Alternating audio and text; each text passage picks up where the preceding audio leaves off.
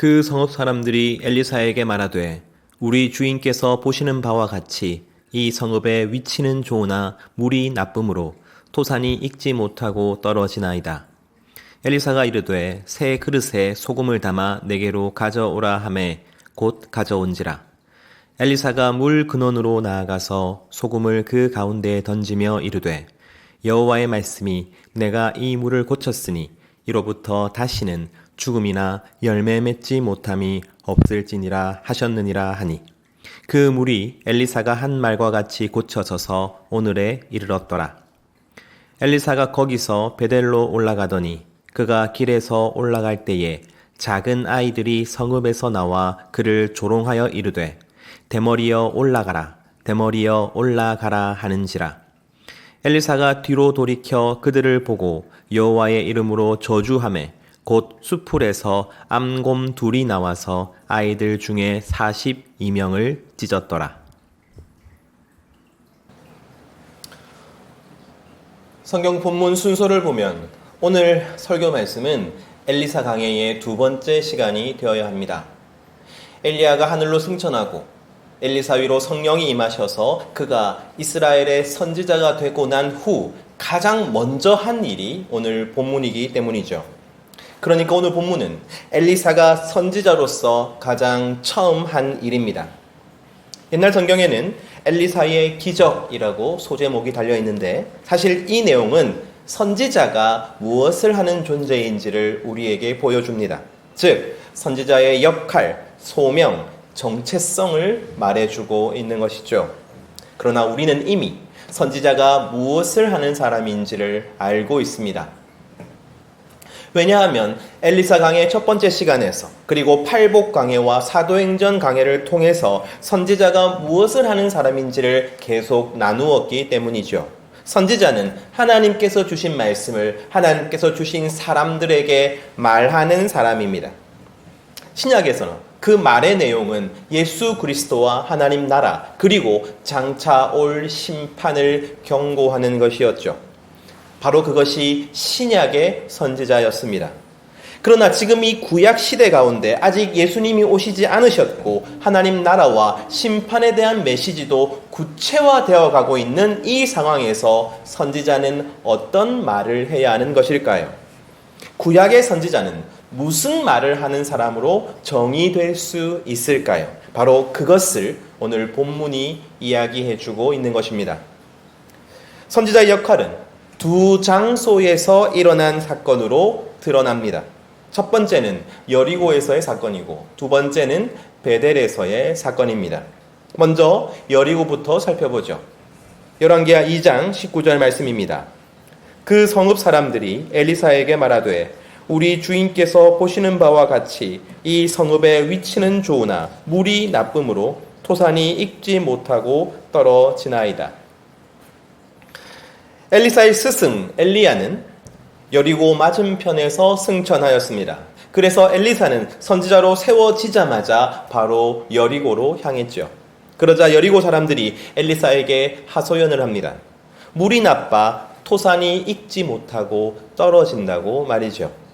여기서 토산이 익지 못한다는 표현은 땅이 결실하지 못한다는 뜻입니다. 이는 식물뿐만 아니라 동물이나 사람에게도 해당되는 표현입니다. 그래서 아기를 잉태하지 못하는 태를 가리킬 때 바로 이 표현을 사용합니다. 아이가 없는 것, 후손이 없는 것이 바로 결실하지 못함이기 때문이죠. 본문에서 이 말씀은 특이한 자연현상이 아니라 죄의 대가이자 저주의 결과로서 표현되었습니다. 왜냐하면 바로 여기가 여리고였기 때문이죠. 사랑하는 성도 여러분, 출애굽한 이스라엘 백성들은 광야에서 40년을 보내고 여호수아의 인도하에서 가나안 정복에 나섭니다. 그리고 가나안의 첫 번째 성읍이 바로 여리고였습니다. 그런데 하나님은 여리고를 아주 특별한 방식으로 함락시키시죠.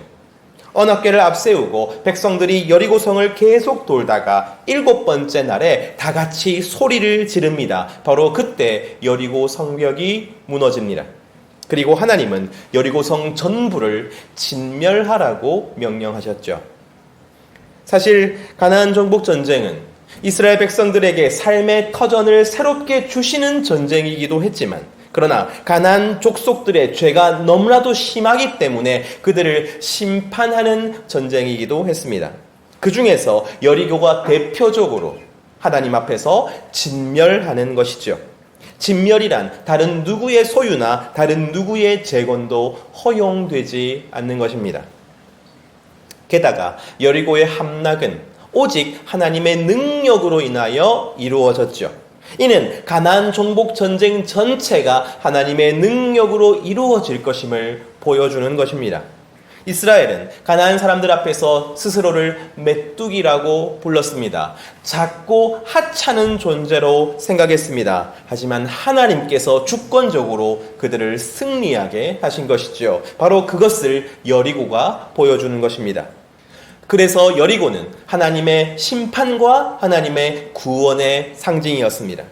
진멸되어 폐허가 된 여리고를 볼 때마다 이스라엘 백성들은 하나님께서 심판하시고 하나님께서 구원하신다는 사실을 다시금 생각하게 되는 것이죠. 그래서 여호수아는 여리고를 다시 건축하지 말라고 경고하였던 것입니다. 여호수아 6장 26절 말씀입니다. 여호수아가 그때에 맹세하게 하여 이르되 누구든지 일어나서 이 여리고성을 건축하는 자는 여호와 앞에서 저주를 받을 것이라.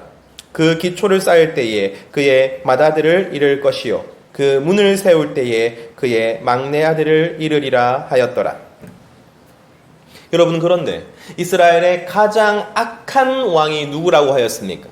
가장 악한 시대가 언제라고 하였습니까? 바로 아합 왕의 시대이지요. 아합 왕의 시대에 베델 사람 히엘이 여리고성을 건축합니다. 그만큼 아합 왕의 시대가 악했다는 것을 우리에게 말해주는 것이죠. 이것이 무엇과 닮아 있습니까? 바로 바벨탑이죠. 하나님의 말씀을 거역하고 자기 영광을 위하여 자기를 높이려고 바벨탑을 쌓았던 죄와 닮아 있는 것입니다. 그리고 여호수아의 저주는 그대로 이루어지죠. 그것이 결실하지 못하는 저주였습니다. 열왕기상 16장 35절 말씀입니다.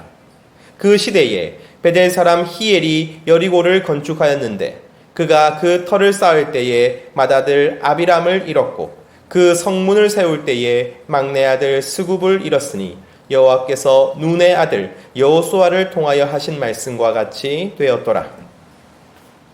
기초를 쌓을 때 맏아들을 잃고 문을 세울 때 막내 아들만 잃어서 다른 아들들은 다 살아있는 것이 아닙니다. 처음 맏아들부터 죽고 성을 쌓는 동안에 다른 아들들도 계속해서 죽어나가다가 보통 이스라엘 사람들은 맨 마지막에 문을 만듭니다. 그 마지막에 막내 아들까지 죽는 것입니다. 그 집 전체가 결실하지 못하게 되는 것이죠. 그리고 이 결실하지 못하게 만드는 저주는 여리고를 건축한 사람뿐만 아니라 여리고 땅에까지 영향을 미쳤던 것입니다. 그래서 토산이 익지 못하고 떨어지는 것이죠. 그러니 이 저주는 이스라엘의 범죄와 불순종 때문이었습니다. 자기 자신들이 자초한 결과였습니다. 그럼에도 불구하고 하나님은 그 백성을 긍휼히 여기십니다. 아마도 여리고 사람들은 그 물을 바꾸기 위해서 여러 가지 노력을 했을 것입니다. 여러 가지 방법을 시도해 보았을 것입니다. 그러나 모두 허사로 돌아갔겠죠. 그런데 마침 엘리사가 여리고로 왔습니다. 그들은 엘리사가 하나님의 사람인 줄 알았습니다. 그리고 저주 아래 있던 여리고 사람들은 이 문제를 사람이 해결할 수 없다는 것을 깨닫게 되었죠. 오직 하나님께서 이 문제를 해결하실 수 있음을 깨닫고 오직 하나님의 긍휼하심에 기대어 하나님께 나아갔던 것입니다. 그러자 엘리사는 지체하지 않고 그 물을 치유합니다. 열왕기하 2장 21절 말씀입니다. 엘리사가 물 근원으로 나아가서 소금을 그 가운데에 던지며 이르되 여호와의 말씀이 내가 이 물을 고쳤으니 이로부터 다시는 죽음이나 열매 맺지 못함이 없을지니라 하셨느니라 하니, 여호와의 말씀이 그는 지금 하나님의 말씀을 여리고 사람들에게 전해주고 있습니다. 정확하게 선지자의 역할을 감당하고 있는 것이죠. 여러분, 그런데 그 말씀의 내용이 무엇입니까? 하나님의 말씀 앞에 나오는 자는 치유받을 것입니다. 하나님의 말씀에 순종하는 자는 반드시 회복될 것입니다. 그가 어떤 죄를 지었든 어떤 고난 가운데 있든 하나님의 말씀을 청종한다면 그는 반드시 온전케 됨을 선물로 받게 될 것입니다. 엘리사는 지금 하나님의 말씀에 순종하는 자가 받는 복을 선포하고 있는 것이지요. 그는 다시는 죽음이나 열매 맺지 못함이 없을 것입니다. 바로 이것이 선지자의 첫 번째 역할입니다. 시내산 금송아지부터 시작된 이스라엘의 반역은 아합 왕에 이르러서 절정에 다다랐습니다. 여리고성의 건축은 상징적으로 그 시대의 악함을 보여주고 있는 것이지요. 하지만 그럼에도 불구하고 하나님은 자신에게 돌아오는 백성들을 긍휼히 여기십니다. 어떤 죄를 저질렀어도, 어떤 실수를 하거나 어떤 문제 가운데 있다 하더라도 그가 하나님께 죄를 자복하고 돌아오기만 한다면 하나님은 그를 용서하시고 회복시켜 주시는 것입니다. 왜냐하면 하나님은 언약적인 사랑, 이미 사랑하기로 결정하신 그 사랑으로 우리를 사랑하고 계시기 때문이죠. 바로 이것이 진정한 복입니다. 그리고 바로 이 복을 선포하는 사람이 선지자인 것이죠. 이어서 두 번째 사건에 대해서 함께 나누겠습니다. 엘리사는 여리고를 떠나서 베델로 향합니다. 베델은 원래 야곱이 돌을 베고 자다가 하나님을 만난 곳이죠. 그런데 북이스라엘의 첫 번째 왕인 여로보암이 북쪽의 백성들이 남쪽의 예루살렘으로 계속 예배하러 가자 북쪽 베델에다가 금송아지를 만들고 거기에 예배합니다. 즉 베델이 북이스라엘의 종교적인 중심지가 된 것이죠. 아합 왕의 때에는 그 베델에 여러 우상의 산당들이 자리 잡고 있었습니다. 즉 베델은 우상 숭배의 본거지였던 것이죠. 엘리사가 그러한 베델로 올라가는 길에 작은 아이들이 베델로부터 나옵니다. 그리고 엘리사에게 대머리여 올라가라, 대머리여 올라가라 이렇게 놀리죠. 조롱하죠. 열왕기하 2장 23절 말씀입니다. 엘리사가 거기서 베델로 올라가더니 그가 길에 올라갈 때에 작은 아이들이 성읍에서 나와 그를 조롱하여 이르되 대머리여 올라가라, 대머리여 올라가라 하는지라. 그러자 엘리사가 그들을 저주합니다. 그리고 저주하자마자 숲에서 곰이 나와서 그 아이들 중에 42명을 찢어 죽입니다. 충격적이죠. 그리고 이해할 수가 없죠. 좀 놀림을 받았다고 해서 아이들을 저주하다니요. 그리고 그들을 죽이다니요. 정말 말도 안 되는 일이 벌어진 것입니다. 하나님의 사람을 놀리는 것은 여러분 신성모독의 죄가 되는 것일까요? 그렇지 않지요. 이 사건을 제대로 이해하기 위해서는 대머리여 올라가라 라는 이 말이 무슨 뜻인지를 알아야만 합니다. 지금 이 아이들은 엘리사의 외모를 가지고 놀리는 것이 아닙니다. 저는 실제로 엘리사가 대머리도 아니었을 것이라고 생각합니다. 머리는 이스라엘 사람들에게 있어서 가장 중요한 부위였습니다. 이스라엘에 나실이라는 제도가 있죠. 일정 기간 동안 자기 자신을 하나님께 온전히 드리는 특별한 헌신의 제도였습니다. 보통 기간을 정해서 하고 삼손 같은 경우에는 일생을 나실인으로서 하나님께 드렸죠. 그런데 나실인이 지켜야 될 몇 가지 규례가 있는데 그 중에 가장 중요한 것이 바로 자기 머리에 손을 대지 않는 것이었습니다. 삼손이 자기 머리카락에 손을 대지 않았죠. 왜냐하면 머리는 주권을 상징하기 때문입니다. 온 몸을 다스리는 것이 바로 머리이기 때문입니다. 그러므로 내가 내 머리에 손대지 않는다는 것은 내 머리가 내 것이 아니라고 인정하는 것입니다. 즉 내게 있어서 가장 중요한 것은 머리입니다. 그리고 이러한 의미에서 이스라엘 사람들은 자신의 스승을 자신의 머리라고 생각했습니다. 왜냐하면 제자들에게 있어서 스승은 자신을 가르치고 인도하고 이끌어주는 가장 중요한 존재였기 때문이죠. 자, 그렇다면 여러분, 엘리사의 머리는 누구입니까? 바로 엘리야이죠. 그렇다면 엘리사를 보고 대머리라고 말하는 이유가 무엇입니까? 엘리사의 머리, 엘리야가 하늘로 올라가 버렸기 때문입니다. 단순히 머리카락이 없다고 놀리는 것이 아닙니다. 너의 머리가 사라져 버렸구나. 너의 스승이 사라져 버렸구나. 그래서 대머리라고 하는 것이죠. 제가 이렇게 확신하는 이유는 바로 그 다음에 올라가라라고 말하기 때문입니다. 너의 머리가 되는 엘리야도 하늘로 올라가 버렸으니 너도 하늘로 올라가 버려라라는 야유이자 조롱인 것이지요. 그들은 엘리야가 하늘로 승천했다는 것을 알고 있었습니다. 엘리사가 그 소명을 이어받았다는 것도 알고 있었습니다. 하나님께서 그 모든 것을 하셨다는 것도 알고 있었습니다. 그럼에도 불구하고 이렇게 이야기하는 것이죠. 너도 올라가라. 너도 너의 스승처럼 올라가 버려라. 우리는 엘리야도 필요 없고 너도 필요 없고 하나님도 필요 없으니 우리를 떠나서 사라져 버려라.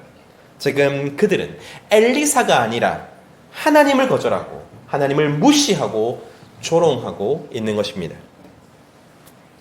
사랑하는 성도 여러분, 엘리사가 베델로 오고 있다는 것을 알고 베델에서 이 아이들을 내보낸 것이지요. 엘리사가 왜 베델로 향했겠습니까?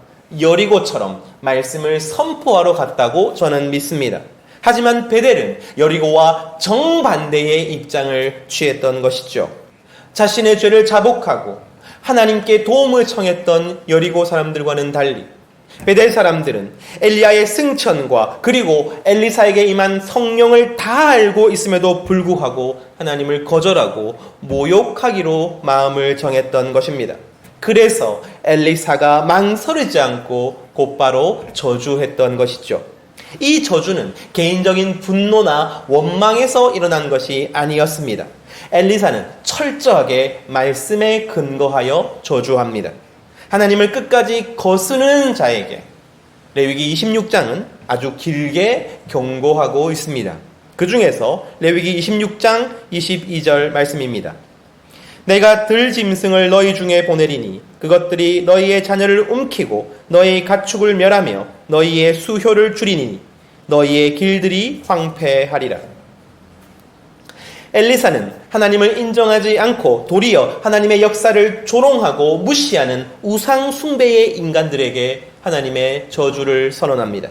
그리고 그 즉시 곰이 나타나서 42명을 찢었다고 기록하죠. 이 저주의 초점은 죽은 아이들에게 있는 것이 아니라 이들을 보낸 베델에게 있는 것입니다. 그들의 자녀를 움킨 것이지요. 끝까지 자신의 소견에 오른 대로 하나님을 거절하고 살아가며 그리고 하나님의 사랑과 은혜를 오히려 멸시하는 자들에게 이러한 저주가 임할 것이라고 실제적인 경고를 하고 있는 것입니다. 엘리사는 하나님의 말씀에 불순종하는 자들에게 경고하고 있는 것이죠. 사랑하는 성도 여러분, 이 경고가 무엇을 위한 것입니까? 진짜 베델 사람들을 망하게 하기 위함입니까? 아니요, 그렇지 않죠. 그들을 돌이키게 하기 위함입니다. 아까 읽었던 레위기 26장의 경고는 들짐승의 경고 하나만이 아닙니다. 하나님의 말씀에 불순종하면 들짐승이 자녀들을 움킬 것입니다. 그런데 이런 일을 당하고도 돌이키지 않으면 그 다음에는 연병이 닥칠 것입니다. 그래도 돌이키지 않으면 그 다음에는 양식이 모두 끊어질 것입니다. 그래도 돌이키지 않으면 스스로 아들과 딸의 살을 먹게 될 것입니다. 그래도 돌이키지 않으면 여러 민족들 가운데 흩어지게 될 것입니다. 이러한 무시무시한 경고가 이어지게 되는 것이죠. 그렇다면 이 경고의 목적은 무엇입니까? 어서 빨리 돌이키라는 것이죠. 더 늦기 전에, 더 큰 저주를 당하기 전에 돌아오라는 것입니다. 여리고 사람들처럼 자신의 죄를 자복하고 하나님의 말씀에 순종하라는 것입니다. 하나님의 그 간절한 사랑이 경고하고 또 경고하게 만드는 것이죠. 구약의 선지자는 이처럼 말씀에 불순종하는 자에게 경고하는 존재였습니다. 사랑하는 성도 여러분, 구약의 선지자가 바로 이 두 가지 역할을 감당해야 하는 이유가 무엇입니까? 하나님의 말씀을 지키는 자가 하나님과 평화할 수 있기 때문이죠. 하나님과의 화평은 그분의 말씀을 지키는 데 달려있기 때문입니다. 그리고 신약의 선지자가 예수님과 하나님 나라 그리고 장차올 심판에 대해서 말해야 하는 이유가 무엇입니까? 초림하신 예수님의 부활과 그리고 재림하실 예수님의 심판, 즉 예수 그리스도만이 하나님과 평화하게 만들기 때문입니다. 하나님과의 화평은 예수 그리스도께 달려있기 때문이죠. 그래서 태초부터 계시는 말씀이 바로 예수 그리스도이신 것입니다. 사랑하는 성도 여러분, 성경의 모든 말씀은 예수 그리스도를 가리키고 있으며 예수 그리스도는 말씀 그 자체이십니다. 죄 가운데 빠져서 스스로는 아무것도 할 수 없는 사람이라 할지라도, 또한 엄청난 실수나 문제 가운데 있는 사람이라 할지라도, 만약 그가 하나님 앞으로 나와 예수 그리스도를 자신의 구주로 영접하고 믿기만 한다면 그는 은혜로 구원을 받게 되는 것입니다. 그는 다시는 죽음이나 열매 맺지 못함이 없어지는 것입니다. 그러나 그 은혜를 끝까지 거부하면 결국에 그 삶에는 심판만이 존재하게 되는 것이죠. 그것이 바로 모든 선지자들이 선포한 말씀의 내용입니다. 달라진 것은 하나밖에 없습니다. 구약에서는 선택된 몇 명의 사람들에게만 주어졌던 그 소명이 신약에서는 모든 성도들에게 주어졌다는 사실이죠. 요엘 2장 28절에서 29절 말씀입니다. 그 후에 내가 내 영을 만민에게 부어주리니 너희 자녀들이 장래 일을 말할 것이며 너희 늙은이들은 꿈을 꾸며 너희 젊은이들은 이상을 볼 것이며 그때에 내가 또 내 영을 남종과 여종에게 부어줄 것이며. 마가의 다락방에 모인 성도들에게 임한 그 성령은 이제 그들 모두가 하나님의 선지자로 세움받았다는 것을 보여줍니다. 그들이 성령을 받고 가장 먼저 한 일이 무엇입니까? 바로 말하는 것입니다. 우리는 방언에 주목하지만 그 자리에 유월절을 지내기 위하여 세계 각지에서 모인 사람들이 없었다면 여러분, 방언은 있지 않았을 것입니다. 만약 그 자리에 유대인만 있었다면 오직 아람어로만 말했을 것입니다. 방언보다 그 말이 중요한 것이죠. 사도행전 2장 4절 말씀입니다. 그들이 다 성령의 충만함을 받고 성령이 말하게 하심을 따라 다른 언어들로 말하기를 시작하니라. 그러므로 성령이 임하였다는 것은 어떤 은사를 받게 되거나 어떤 감정을 느끼게 되거나 어떤 변화를 겪게 되는 것이 전부가 아닙니다. 성령이 임하였던 것은 이제 내가 선지자로서 말하게 되었음을 의미하는 것입니다. 우리가 예수님을 우리의 구주로 고백할 수 있는 것은 성령이 우리 가운데 계시기 때문이며 성령이 우리 가운데 계신다면 우리는 모두 선지자인 것이죠. 그러므로 오늘 우리도 여리고와 베델 사이를 살아갑니다. 하나님이 필요한 사람들, 예수님의 은혜와 사랑이 너무나도 필요한 사람들이 우리 곁에 있습니다. 그들에게 해줘야 할 말이 우리에게 있는 것이죠. 또한 하나님을 거절하고 무시하고 멸시하는 사람들도 있습니다. 그들을 돌이키게 하기 위하여 그들에게도 해줘야 할 말이 있는 것이죠. 그래서 성도란 다른 것을 하는 사람이 아닙니다. 어떻게 하면 이 말을 하면서 살아갈까? 그 고민을 하고 그 기회를 살피고 그 말을 했을 때 행복하고 그 말을 하면서 성취감을 느끼고 그 말을 통해서 자기가 살아있음을 느끼는 존재가 바로 성도인 것이죠. 사랑하는 성도 여러분, 선지자로 살아가는 우리의 삶이 정말로 이루어지기를 간절히 소망합니다. 선지자는 말하는 존재입니다. 신앙을 가진다는 것은 우리의 말이 바뀐다는 의미이고 신앙이 성장한다는 것은 우리의 말이 더 구체적이고 더 선명해진다는 의미입니다. 그렇다면 우리는 그 말을 누구에게 하고 있습니까? 우리가 나아가야 할 여리고 사람들은 누구입니까? 또한 우리에게 맡겨진 베델 사람들은 누구입니까? 그들에 대한 타는 마음을 가지고 계속해서 하나님이 주시는 그 말씀을 전할 수 있는 우리가 되기를 간절히 소망합니다. 선지자로 살아가는 우리가 되기를 간절히 소망합니다.